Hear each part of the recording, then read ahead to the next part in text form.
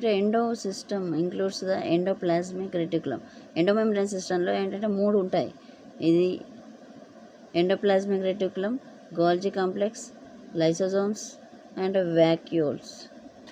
So cell ఆర్గానెల్లేలో protein lipids synthesis మనకు తెలుసు కదా, రఫ్ స్మూత్ ఇయర్. గ్లైకోప్రోటీన్స్ అంటే గ్లూకోజ్ అండ్ ప్రోటీన్స్. లైసోజోమ్స్ అంటే సూసైడల్ బ్యాగ్స్ కదా, అన్ని డైజెషన్స్ చేస్తుంది. మ్యాక్రోమాలిక్యూల్స్ని ఎక్కువగా డైజెస్ట్ చేస్తుంది. రఫ్ ఎండోప్లాస్మిక్ రెటిక్యులం ఇక్కడ ప్రోటీన్ సింథసిస్ జరుగుద్ది. స్మూత్ ఎండోప్లాస్మిక్ రెటిక్యులంలో ఇక్కడ ఏంటంటే లిపిడ్ సింథసిస్ జరుగుద్ది. ఇవి రెండు కూడా ఎండో మెంబ్రేన్ సిస్టమ్.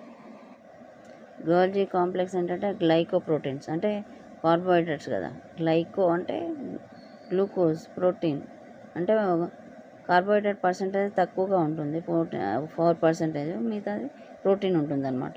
ఈ గ్లైకోప్రోటీన్ సింథసిస్ అనేది గోల్జీ కాంప్లెక్స్లోనే జరుగుద్ది.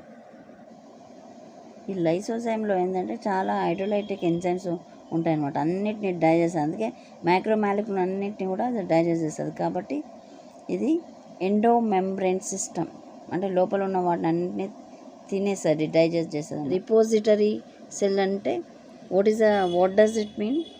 Repository means all information and all functions and directions in this vacuole only. That's why it is called as repository cell.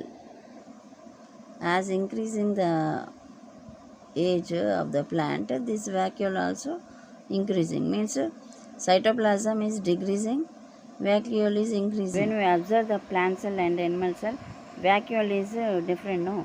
Centromere cell wall, plastids, ఇవన్నీ different కదా. What is the function of the vacuole? This is only tonoplast. ఇది ఉంది కదా border, దీన్నే tonoplast అంటారు. ఇందులో ఏంటంటే water, metabolic waste, excretion and by products అన్నీ కూడా ఇందులోనే ఉంటాయి అన్నమాట. ఎక్కువైనా కొద్దీ ఇది ఉంటుంది దీని size. This is about the endo membrane system.